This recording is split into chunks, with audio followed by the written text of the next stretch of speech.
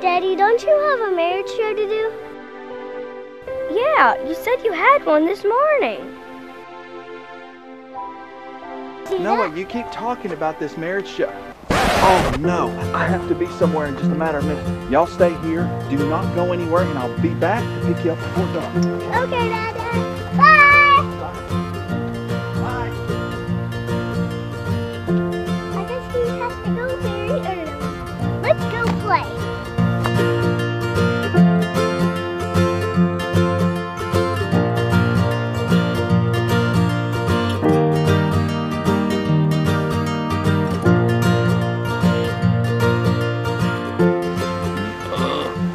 Ladies and gentlemen, let me introduce you to the star of the biblical marriage moment, my little precious cherubim with horns, Savannah. Can you say hey to everybody, Savannah?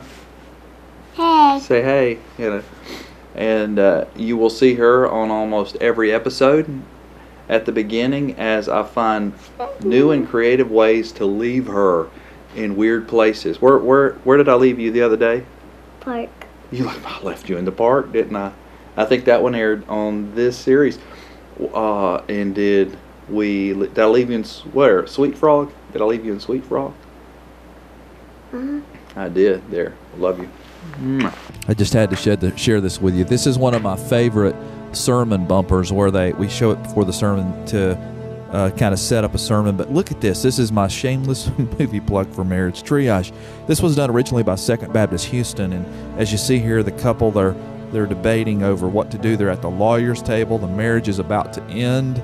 It's getting worse. They're frustrated. They think their marriage is on the rocks. They think this is it. They're going to divorce. She's pushing the ring back over. Husband quickly is now reading Marriage Triage. Yeah, he got through with it, and all of a sudden now a smile's coming on his face, and he's pushing the ring back, and yes, they're gonna make it. They're gonna make it through the marriage crisis. Okay, so maybe he didn't read the book. The primary question I get asked a lot is this: if you're in a domestic violence situation, do you have to stay? If you're being hit on by your spouse, do you have to stay in the house? If you're being intimidated on a constant basis, do you have to stay in the house? And let me go ahead and qualify what domestic violence is. Domestic violence, first of all, is the open act of assault, but it is also the constant state of intimidation where you are coerced into doing things through intimidation from your spouse because of their size or because of the fact that they're a male trying to intimidate a female, all of which are unacceptable and not biblical. In fact, the Bible tells us in Ephesians 5, it tells husbands exactly how you're expected to treat your wife. So here's my answer to you. If you are being assaulted in your home, if you are in a position, in a state of harm or a state of the threat of harm, my answer to you is to love your spouse from a distance.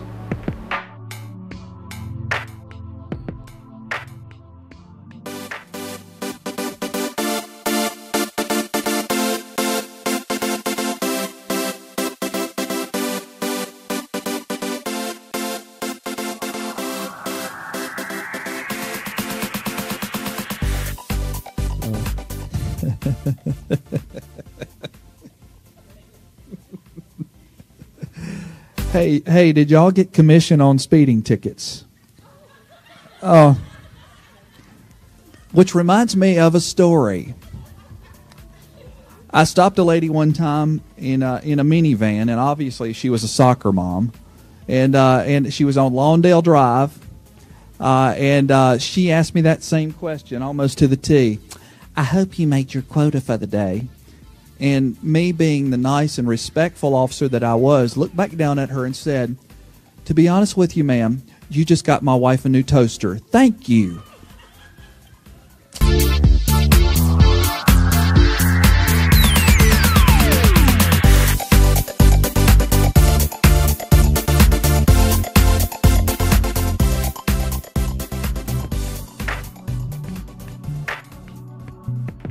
Yes. Love your spouse from a distance, because the Bible says in Romans 13 that you're to obey the authorities that have been placed over you, for they've been placed over you by God. And when your spouse is hitting you, assaulting you, or treating you in such a fashion that is a threat to you or your children, he is not obeying the law, neither God's law or man's law. The next question that I was recently asked is, do I have the right to press charges on my spouse if they hit me? My answer to a Christian wife is yes. If you do not press charges, I can assure you that there's a high likelihood based on statistics that you will be hit again and again and again. If your spouse says, I want to change, then tell them to put their money where their mouth is. Get out of the house, love them from a distance, and then make a proving period time for them to show you that they mean business. That can come in the form of them seeking the proper help to deal with anger, their violent nature, all of those things. But you can do all this while not being under the same roof with them, being in a safe location, whether that be a safe house, somewhere where you are safe. In fact, we'll give you some national numbers that you can look at on the screen a little bit later in the episode. But you can do these things to protect yourself and still be a godly and a biblical wife. I know what to do. I can't do it.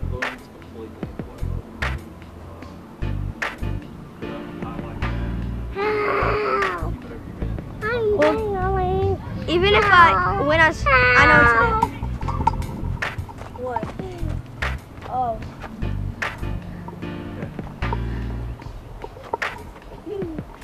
Yeah. You see me? We'll keep it roll.